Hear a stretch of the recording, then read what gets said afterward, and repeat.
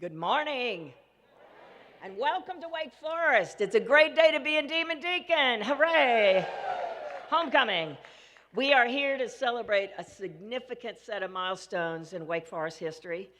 Today, we recognize the intelligence, talent, courage, and resilience of two Wake Forest students.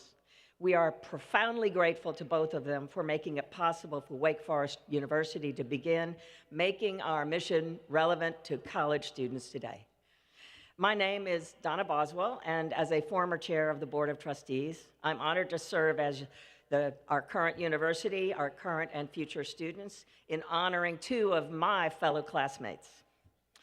Apart from being admitted to the study at Wake Forest College, the most honored thing I ever received from the university was being entrusted in the fall of my freshman year to be the student host for two African-American women. If these women agreed to come to our school, a lot was rested on this. If they agreed to come to our school, they would be the first Black women to live in the cloyingly protective dormitories that all co-eds had to live in. It was a challenging time for all of us. It was the Civil Rights Act of '64 had only been passed 4 years ago. And it was really hard. Many in the southern states weren't sure they wanted to abandon those Jim Crow laws. Change is very hard for human beings. Yes, Beth Norbury was one of those women. And today, more than 50 years later, I'm proud to call her my friend. And of course, everybody respected the soft-spoken, talented, suave chemistry major who became her husband, Larry Hopkins.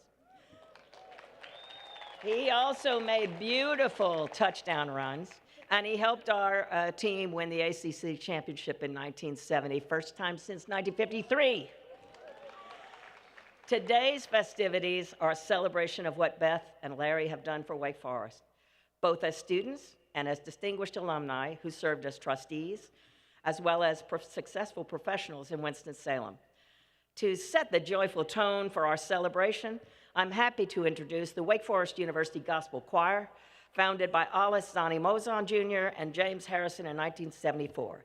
It is the university's longest-standing multicultural group, fostering faith, fellowship, and community through music. Welcome, choir.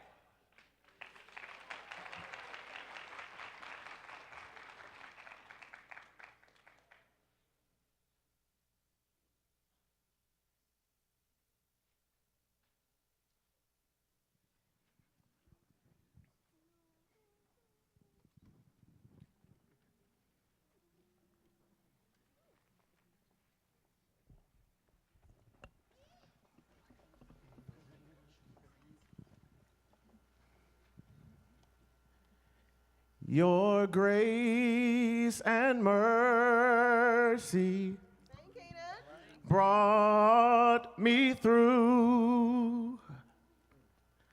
I'm living this moment because of you. I want to thank you and praise you too. Your grace and mercy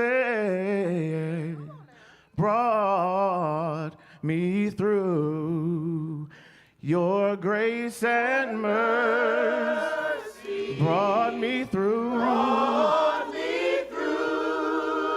I'm living this moment because of you. I want to thank you. And praise you too. Your grace and mercy.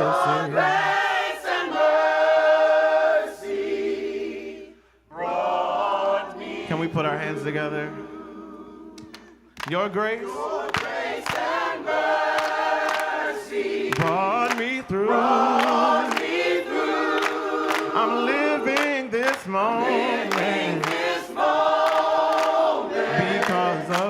Because of you, I want to I want thank you to thank you and praise you too. and praise you too. Your grace and mercy. Your grace and mercy. Your grace and Your mercy. grace and mercy. Your grace and Your mercy. grace and mercy. Your grace and Your grace and mercy. Your grace and mercy Grace and mercy. brought me through.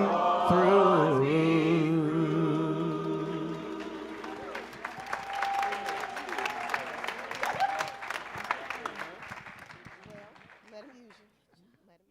use you. Oh my. Wow. Thank you, Wake Forest Gospel Choir, for that uplifting start to this program. We are so fortunate to be living this moment. Thank you. Whew. And my good morning to all of you too. I am Susan Wente, and I'm the president of Wake Forest University. Now in August, just 2 short months ago, I had the great fortune of welcoming the very first families who were moving their students into Hopkins Hall. Woo! I can see some of them up there in the window right now. And today, 2 months after that, on behalf of Wake Forest University, I am honored to welcome so many to campus who are here to help us formally dedicate this residence hall in celebration of Beth and Larry Hopkins. Now, we are honored to have so many distinguished guests here today, and especially distinguished elected officials that I want to thank. Mayor Pro Tem Dee Dee Adams. I don't know where you are. There's Mayor Pro Tem Dee Dee. Thank you. North Carolina State Senator Paul Lowe. Winston-Salem City Council Member Barbara Burke. And I know that State Representative Amber Baker was not able to be here today, but she shared a letter with Beth, and she's thinking of us here today on this occasion. Now, this is not only a special occasion, this is a momentous occasion. Names matter. Let me say that again. Names matter. Our names communicate something of who we are to others.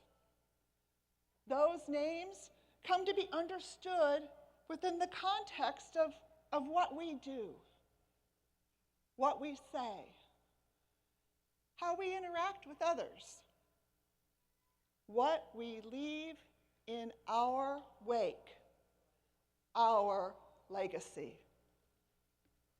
Here today, when a university names a building, it's a rare honor, one of the highest that a university can bestow.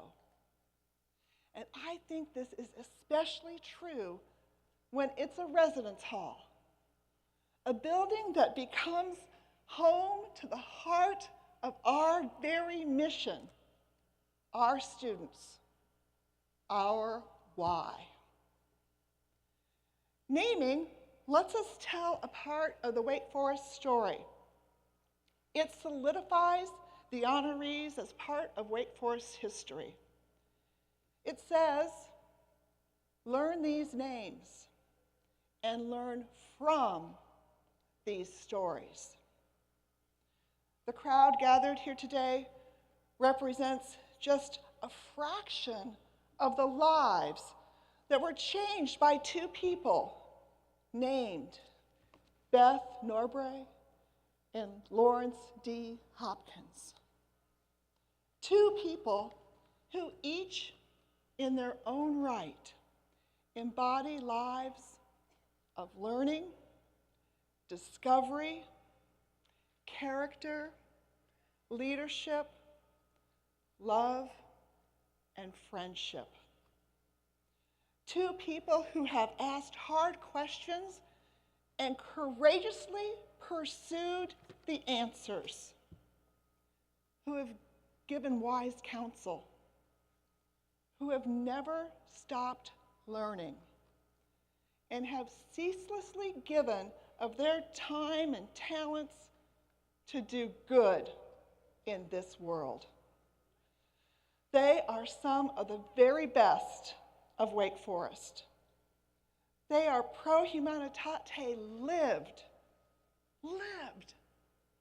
The kind of people we want our first-year students to literally look up to each day as they walk into this hall.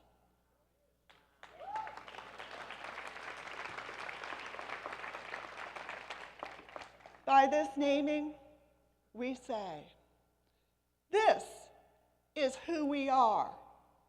This is who we strive to be. Beth, I am so deeply honored to know you, and I wished I could have had the opportunity to know Larry.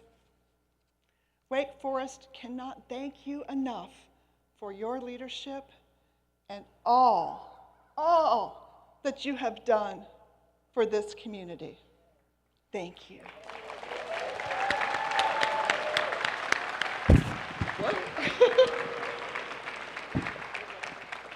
Now, please let me welcome to the stage Board Secretary Emeritus, Mr. Reed Morgan, and beware the slight breeze.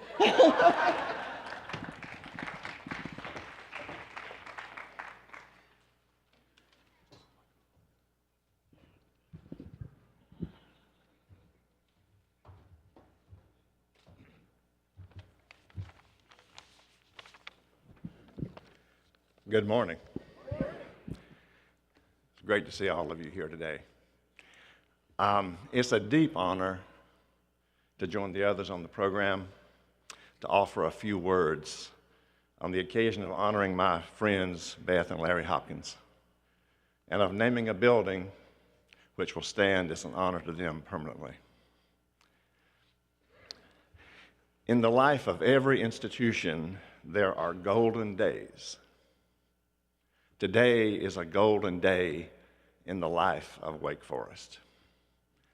I encountered Larry Hopkins first in Grove Stadium in October 1970 as he starred in a game against UNC that propelled us to the ACC championship. I encountered him. I did not encounter him the way some of the UNC players did, however. I also saw Beth Norbury first from afar in Grove Stadium in November 1971 as she was crowned homecoming queen in my first year at Wake Forest.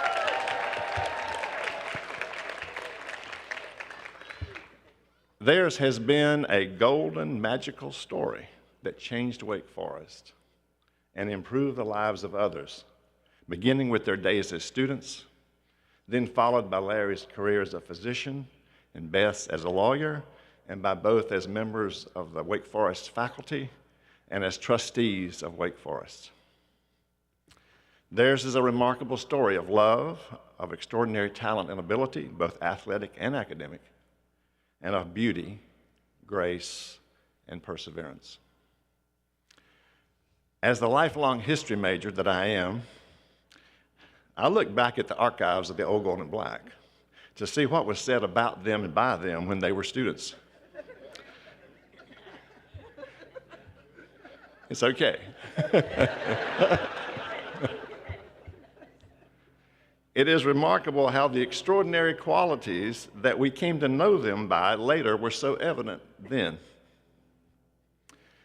After Larry broke the Wake Forest career rushing record in 1971, our OGMB sports writer, praised his humility and equanimity.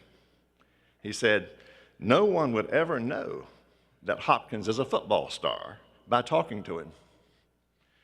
A man of very few words, he seems to accept everything calmly. He remains almost unaffected by his achievements." Of breaking the record, Larry said, "It feels pretty good." At first, I thought I could contribute to the team, but I didn't know how well I could do.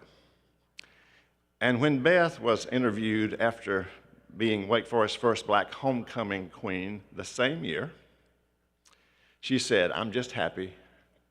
5 years ago, I wouldn't have had a chance, but student attitudes are changing.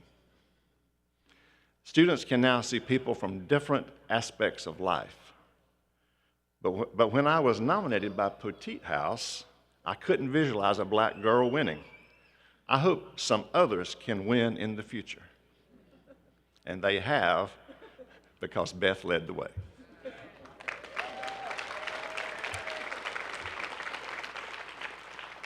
We should keep in mind, as has been said, that only 2 years earlier, Beth and a small group of black women had integrated the women's residence halls. A strong, focused, and thoughtful young man, not letting the roar of the crowd determine who he was. A strong, focused, and thoughtful young woman who, in the midst of being honored, thought of opportunities for others. Both endured experiences in their lives that would leave many of us with lasting bitterness, but they instead went on to lead lives of compassion, great service, and leadership. There are so many reasons to celebrate this building being named for Beth and Larry Hopkins. It is certainly a way of expressing the gratitude and admiration in our hearts today. And it is a way of honoring model lives and their golden magical story at Wake Forest, a story that will now be carried on by the residents of Hopkins Hall for generations to come. Thank you. Thank you. Now, please welcome Alex Reyes Schroeder, a graduate of Wake Forest College and of the School of Law. Alex was a student in Beth's history and law classes.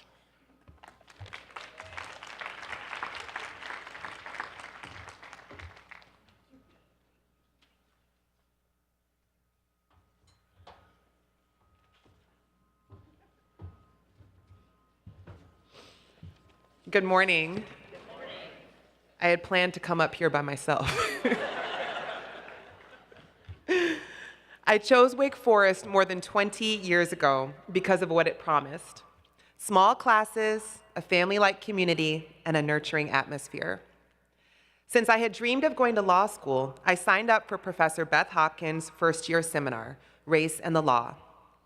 I thought the topic sounded interesting, but I soon realized how lucky I was. Professor Hopkins embodied everything that makes a truly great professor. She was brilliant, dedicated, and appropriately demanding.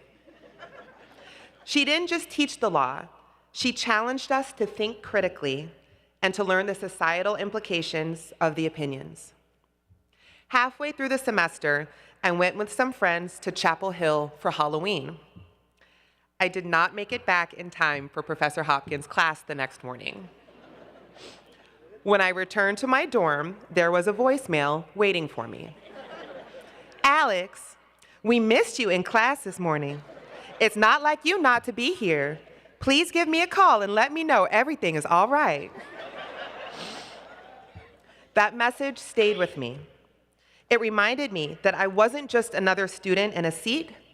I was someone she noticed, someone she cared about.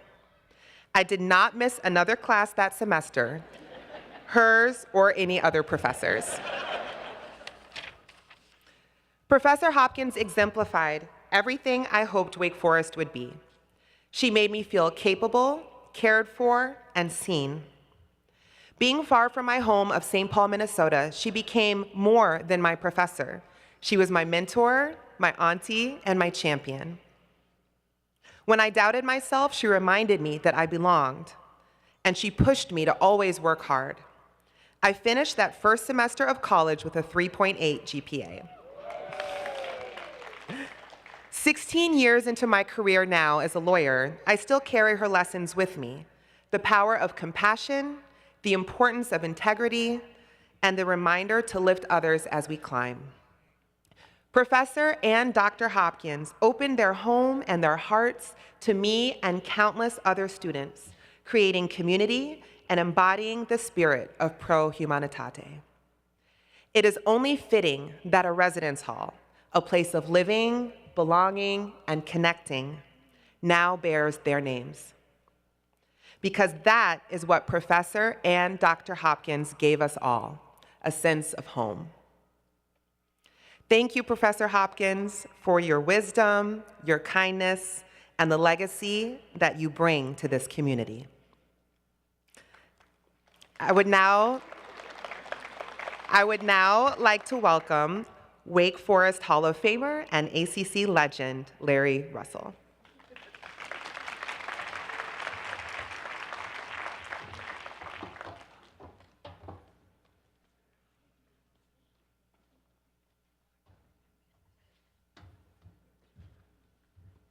I did not go to Carolina. I'm very humble. Excuse me. If I get emotional, that's because I am. I play from the inside out. Let me say that to you. I'm humbled and honored to be here, and our teammates from the 1970 team, right there in the back, and thank you guys for coming.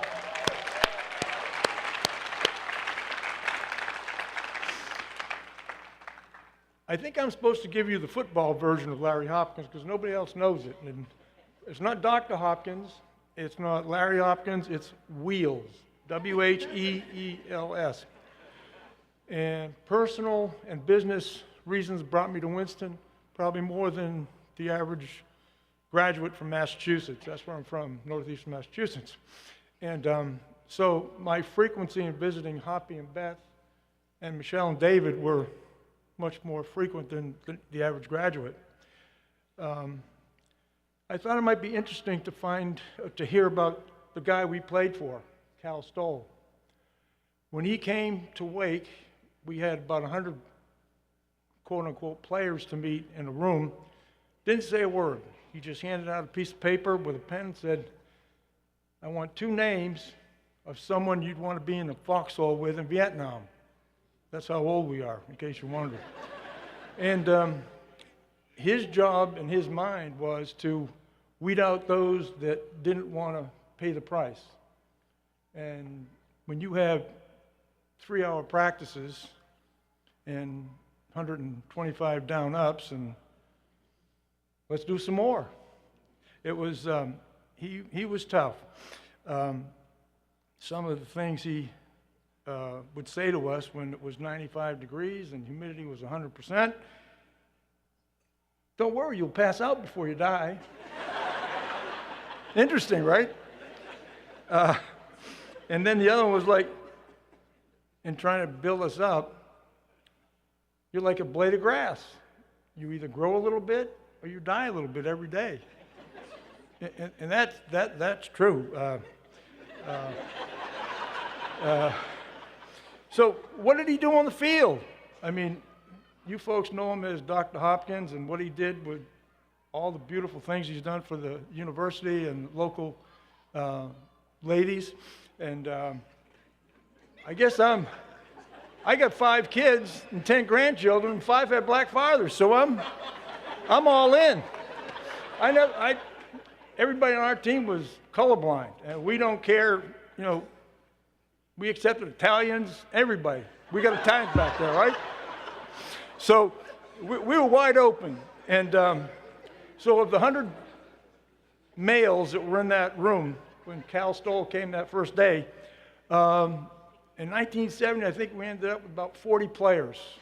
So we were smaller, we were slower, and we weren't very strong. But what we had was, we had it in here. And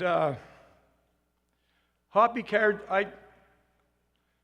in 2 years, I handed the ball off to him 452 times.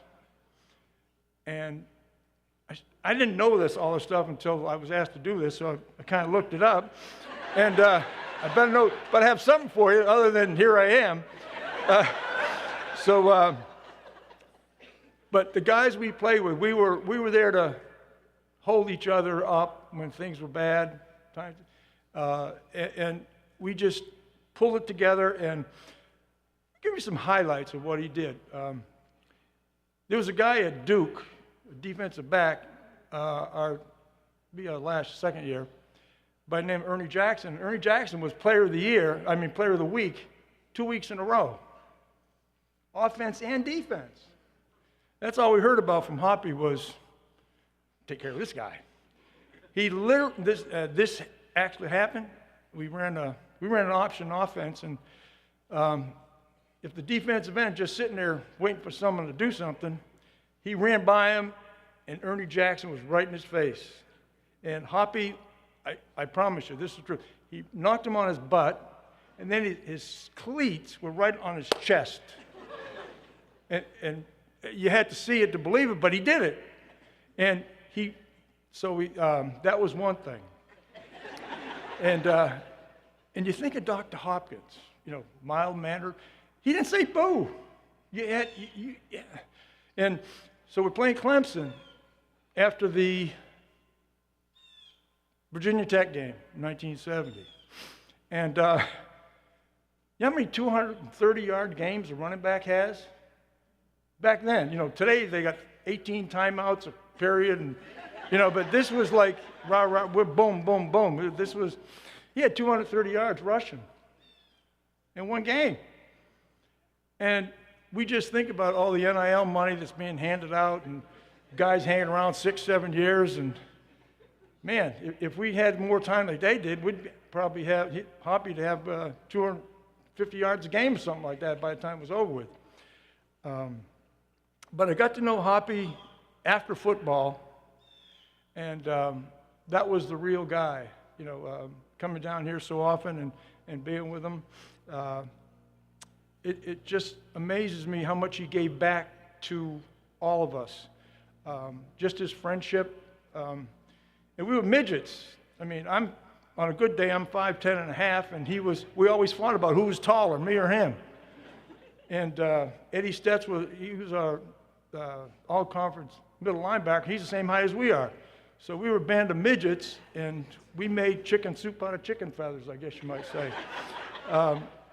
But I'm so excited for the Hopkins family, and I'm so glad that I had a small part in handing the ball off 452 times, and I'm glad our teammates are here. And Beth, like my daughter says, love you, mean it, forever. Thank you very much. Oh, excuse me. I'm supposed to introduce. Beth, I'm sorry. I'll get it down, hon. So, I'm pleased to introduce the Division Chief of General Obstetrics and Gynecology at Atrium Health Wake Forest Baptist Hospital, Dr. April Miller. I have to tell you, the poor girl went to Carolina, though.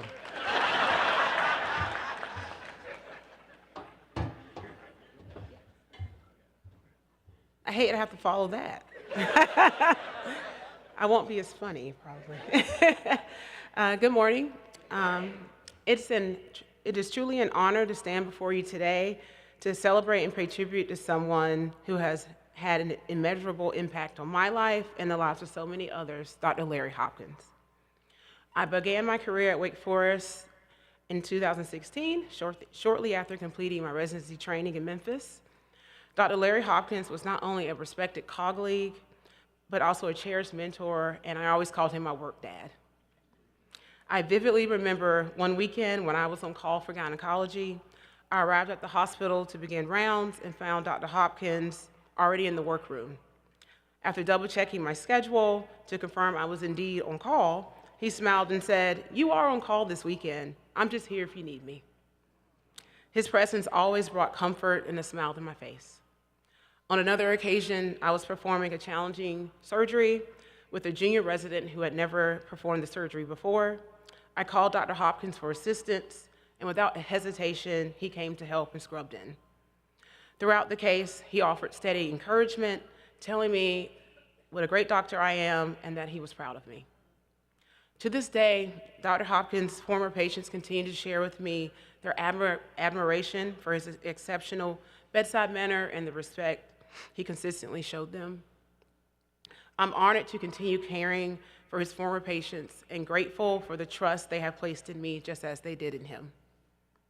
Throughout his remarkable career, he trained and inspired thousands of physicians, including myself, instilling in us not only knowledge and skill, but also compassion and integrity. His enduring legacy continues to resonate throughout our ongoing dedication, commitment, and service to the Winston-Salem community.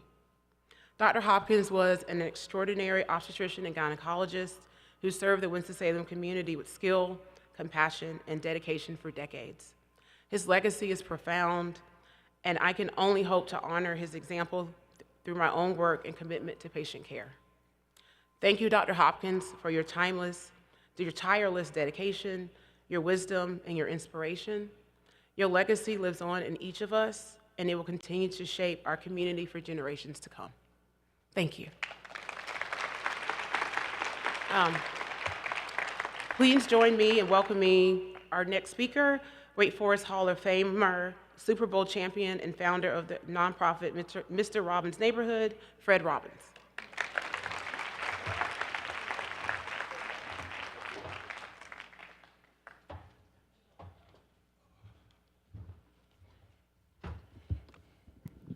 Good morning. How everybody doing? Yeah. Man, these guys will make it hard for me.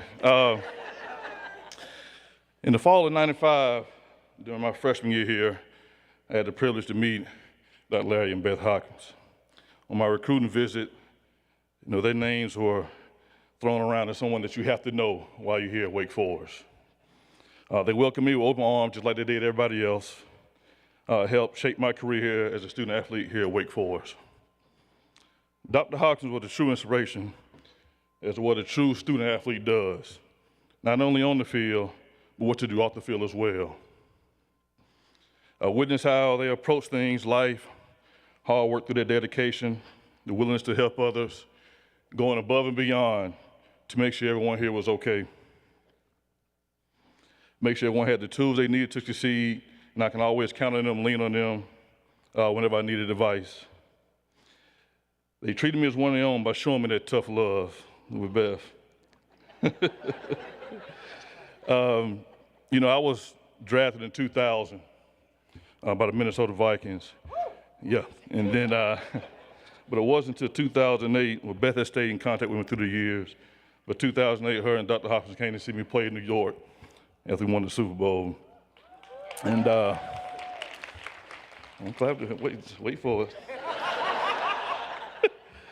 it. So at dinner, she was telling me, Fred, so when are we going to finish up that degree?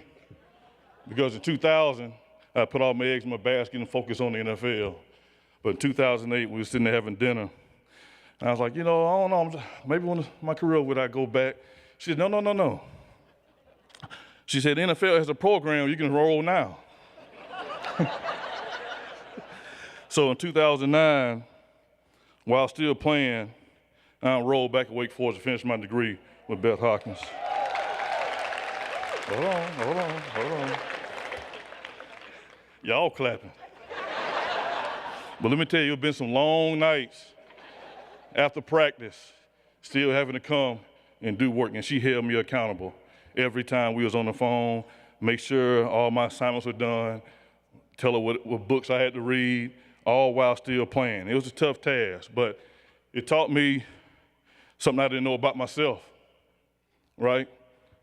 I can put and do anything once I put my mind to it, no matter what. And I learned that with Dr. Beth and Larry Hopkins. So in 2009, I finished my degree here at Wake Forest. Thankful for the love they had and shown throughout the years. Even when I was long gone, here from Wake Forest, they still held me accountable. They still were there for me, and I can lean on them anytime I needed to. And so she asked me to speak. That's one thing I take away from the Hopkins family, right? Is always pushing you, even when you're already at the top, even when you're at the best, is keep pushing and pushing and push you to drive more. So it's one thing I'm gonna take away from them is the willingness to strive and keep going. So thank you. And it's my pleasure to welcome Double D, pro tennis player, head of sports and partnerships, a Rakuten, I hope I said that from now, and proud son of Beth and Larry Hopkins, David Hopkins.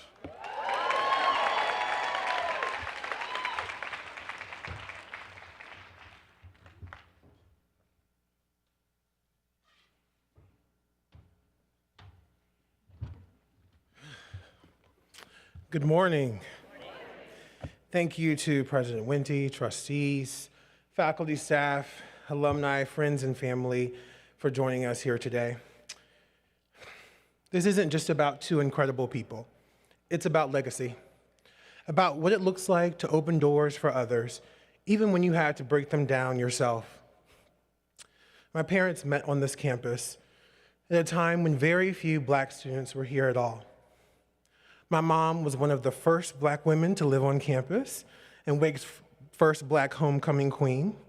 My dad was the first Black chemistry major at Wake Forest and a standout football player on the 1970 ACC championship team. They fell in love on this campus and together laid the groundwork for something much bigger than themselves. But they didn't stop there. They both returned in the 80s, and my mom served on the legal council before becoming director of the pro bono program at the law school. She didn't just teach law, though. She poured into students, investing in their character and their courage.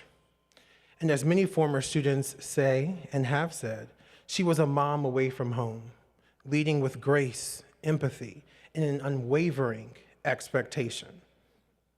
My dad spent decades as a respected OBGYN, helping to reduce the infant mortality rate in the region. He served families who often couldn't afford care, offering dignity and healing. He also taught at the Wake Forest Baptist Medical School, where his passion for teaching and public health can still be seen and felt today. Together, they modeled a life of service and strength, a life built on the belief that pro humanitate isn't just a motto, it's a way of being. They didn't just love Wake Forest, they challenged it to be better. They advocated for students and student athletes. They mentored, they nurtured, they listened. Because for them, helping others wasn't optional, it was their purpose. And at home, they showed up in even quieter ways. My mom was the kind of woman who pushed my sister and I to be our best, who proofread our essays like we were preparing for her class, and taught us that helping others is the only way we all move forward. My dad made dinner for us almost every Sunday and instilled in us discipline, focus, and the importance of giving everything in your life 100% dedication. They loved deeply, they disciplined gently, most days, and they laughed a lot. What you saw in public, the generosity, the fire, the faith, that was exactly who they were behind closed doors. That purpose lives on through me and my sister. She works with families from marginalized communities, offering care, guidance, and radical empathy rooted in how we were raised. And I use sports marketing to bring cultures together, creating experiences that connect people and build bridges that invite others in. And very soon, some of our cousins will be attending Wake Forest, continuing the Hopkins story. So when you walk by this residence hall, I want you to remember that this isn't just a building, it's a reminder. A reminder that two Black students once dared to dream on this campus when presence was protest and excellence was resistance. A reminder they didn't just walk through closed doors, they held them open for others. A reminder that legacy is not carved in stone, but written in the lives we lift, the voices we nurture, and the futures we make possible. Today, we don't just honor their names, we honor the standard they set. And it is my greatest joy to say on behalf of our entire family, thank you. Thank you for seeing them, honoring them, and for loving them the way they love this place. And I would like to invite my sister up really quickly.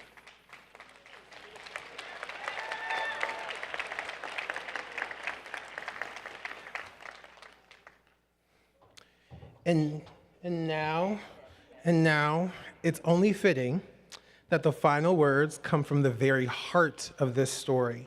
A trailblazing woman who shaped lives in classrooms, courtrooms, and in countless quiet moments of mentorship. A mother, a professor, a friend. Please join me in welcoming our mother, Beth Hopkins.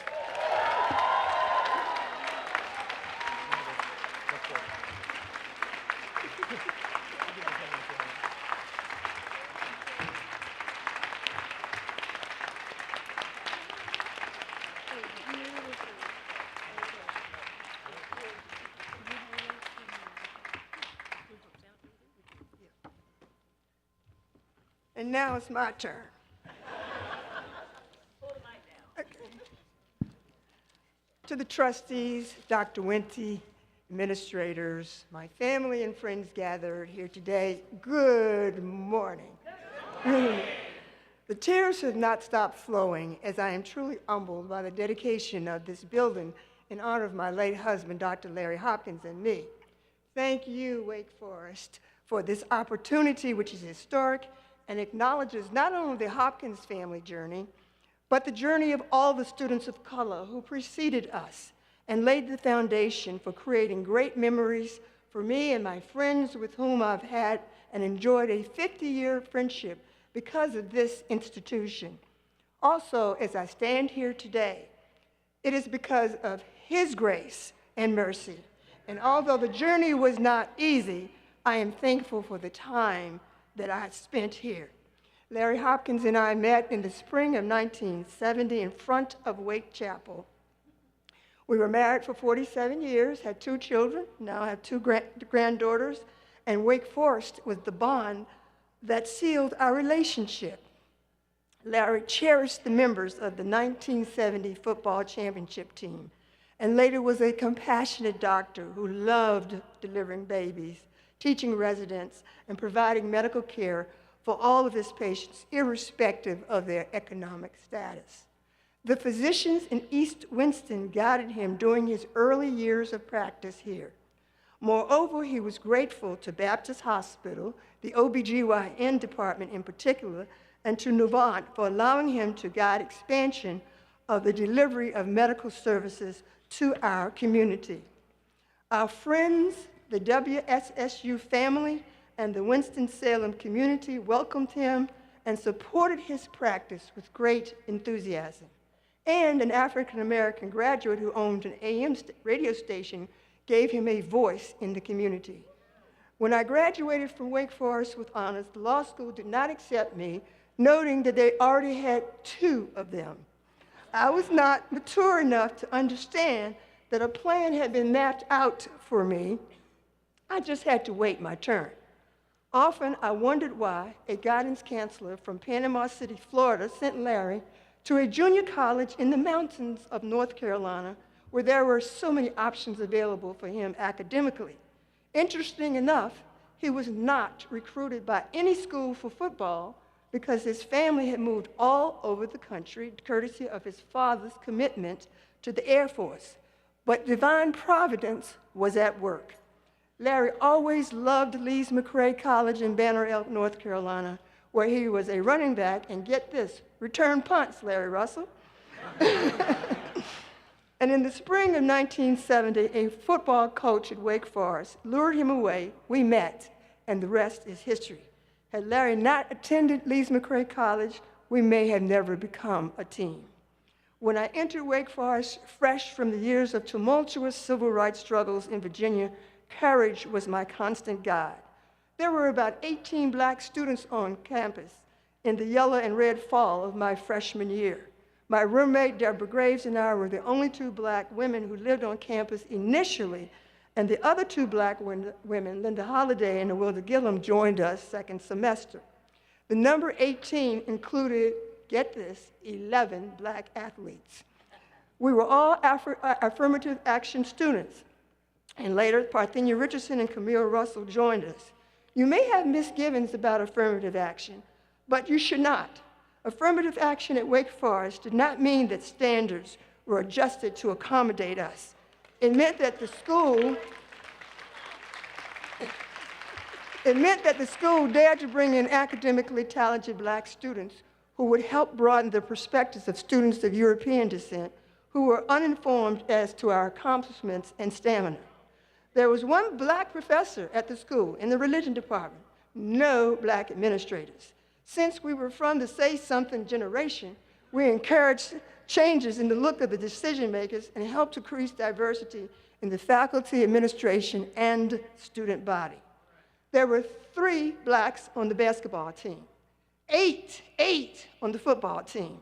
To provide a frame of reference for the entire ACC, Clemson had 1 Black on the basketball team, and his play was limited.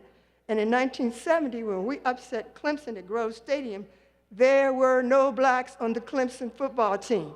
Imagine that.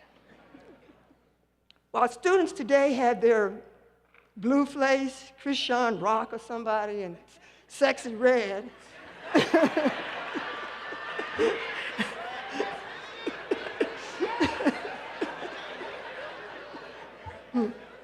our world consisted of composer and violinist Chevalier, poets Paul Laurence Dunbar, Claude McKay, Conte Cullen, Maya Angelou, Gwendolyn Brooks, and the infamous Langston Hughes, who too sang America. We were valedictorians, salutatorians, and 10% entering freshmen. The early 70s at Wake Forest was a time of exploration and revolution. Afros were a foot high and skirts were a half-yard long. Initially, we were not welcome in any Wake Forest society, no fraternity. We were not welcome on the cheerleading squad, on campus parties, and in some cases, we were not welcome in the classrooms. Yet, we were not afraid because we faced unpleasant situations together. We were warriors fighting for our place at Wake Forest, and we created a pathway for future students of all stripes. Proudly, Wake Forest has embraced the pathway of change and moved to create opportunities where all students here are treated with fairness, and there's an explanation of students working hard and serving humanity. Wake Forest pushes the narrative of spiritualist John Wesley, who once said, quote, "Do all the good you can, by all the means you can, in all the places you can, at all the times you can, to all the people you can, all as ever you can," end quote. When I graduated from Wake Forest, I did not anticipate coming back ever. And now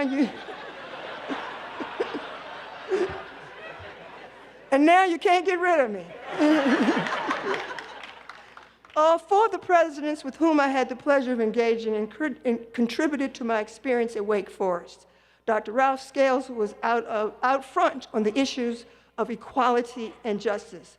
One of my scholarship funds did not arrive in time for me to register. The Wake Forest treasurer said, "So sorry," and at the time, he was sending me back to Virginia. My mother and I went up to Dr. Scales' office, the president of the university. He was a member of the Cherokee tribe and an old-fashioned progressive who understood how it felt to be marginalized. He reached into a funding source, gave me a scholarship on site, and allowed me to register in a timely manner. Dr. Thomas Hearn, a steady and compassionate leader, had a broad-based interest in fairness and creating opportunities for inclusion. He placed a high value on other people's culture and experiences and believed everyone who came to Wake Forest could be successful. He created a position for me in the legal counsel's office where I had the great experience to develop as an education attorney. Dr. Nathan Hatch spearheaded the 50-year celebration of the 1962 enrollment of Ghana native Ed Reynolds, who became the first Black full-time graduate to enroll at Wake Forest. Moreover, Dr. Hatch gave the go-ahead for Wake Forest's outstanding 50th anniversary celebration in 2020 of the initial 4 of us integrating the Wake Forest residence halls. Universal student enrollment increased under his leadership as he strengthened institutional support for all students. Challenges to academic freedom have created unprecedented storms for which Dr. Wente has guided us skillfully and with great dignity. She has maintained the university's reputation for doing what is equitable and doing what is right. She built upon the foundations of Wake Forest courageously as we confront a brave new world. She has led with integrity and insisted Wake Forest honor the principles of respect for persons who are derived from a plethora of cultures and economic experiences. In closing, I owe a special thanks to the Honorifics Committee for recommending the naming of the dormitory, to the speakers today who've spoken so kindly about Dr. Hopkins and me. Thank you to the law school and history faculties for providing valued support for my time spent in their respective departments. I am thankful for the loyal group of friends here in Winston-Salem who supported Larry and me through scores of projects and gave me strength and purpose following Larry's transition. Thanks to my USTA family, United States Tennis Association, for giving me the green light to make a difference in tennis, and thanks to the members of the 1970 football team, my Wake Forest colleagues, my children's sister, and the Hill Bowles, Grant, and Norby relatives, and my Hopkins and Trapp relatives who kept the sunshine in my life after Larry passed. And so together, our community will traverse the current storms. Many of us have been working and praying for humanity a long time. I ask that you sing for justice, that you run for fair play, and that you shout for the greater good. And as a Wake Forest and Winston-Salem community, let the world know that we are not afraid to march for the truth. And please know that there are days when I could not see my way, but now I have no doubt that there will be joy in the morning. Wake Forest, you have created a glorious memory for my family, for me, and for future generations, and I will love this place forever. Thank you.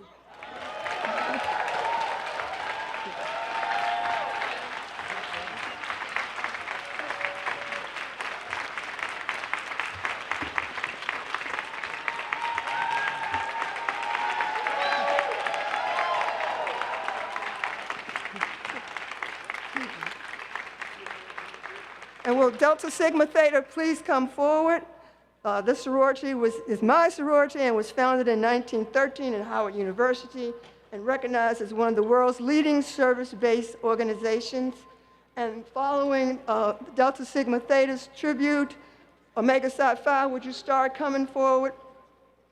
Omega Psi Phi fraternity was founded in 1911 at Howard University and was the first international fraternity established on a historically black college. Today we welcome Delta Sigma Theta and we welcome Omega Psi Phi.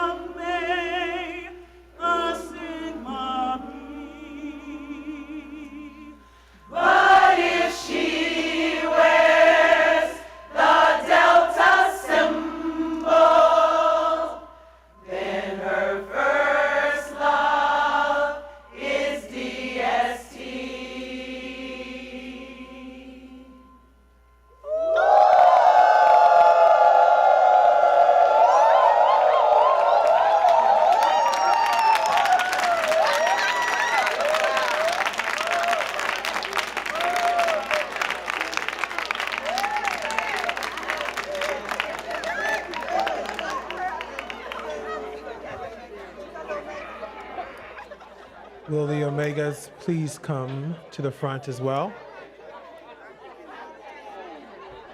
Omegas, please come to the front as well.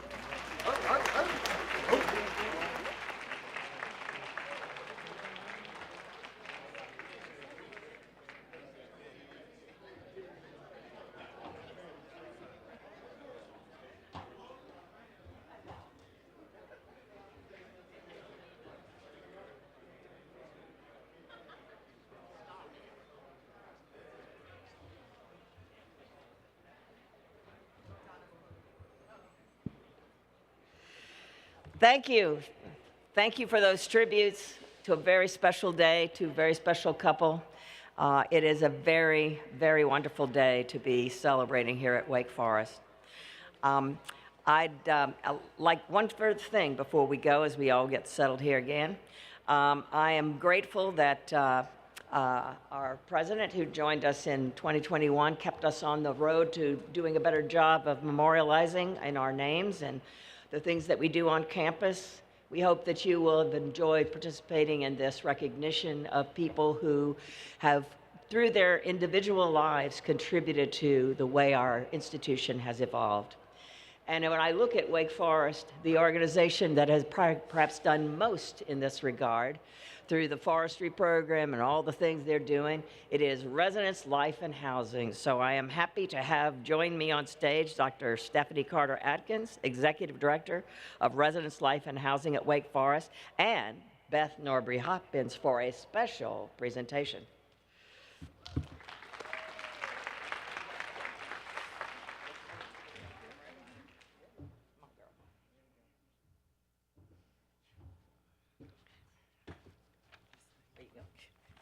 Do you think?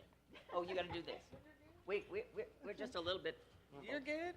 We got a couple more things to do. We're almost done. How's everybody doing? I know. All right, Donna, thank you so much. It's truly been a pleasure to witness this greatness. We have a couple more things that we want to give to Beth before we let you all kind of go into the building or enjoy the company that you have here.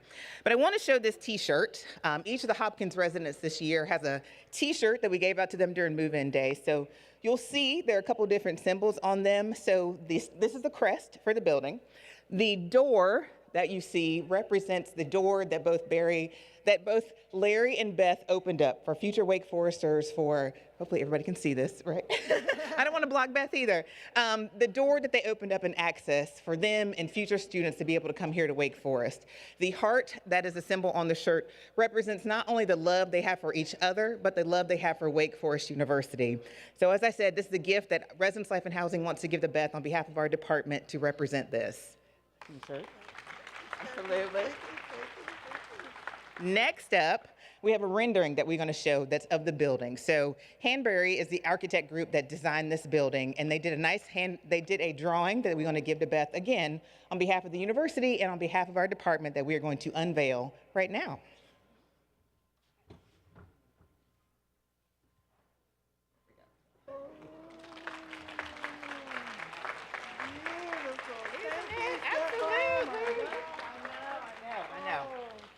When we're done, Beth is going to get to take this home and hang it wherever she likes. I know.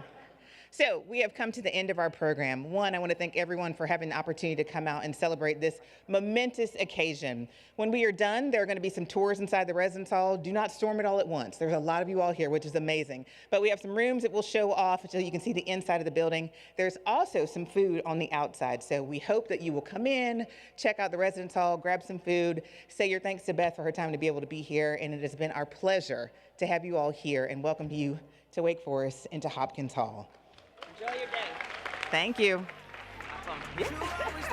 Absolutely. We ain't together. It was real love, and baby, it's still love.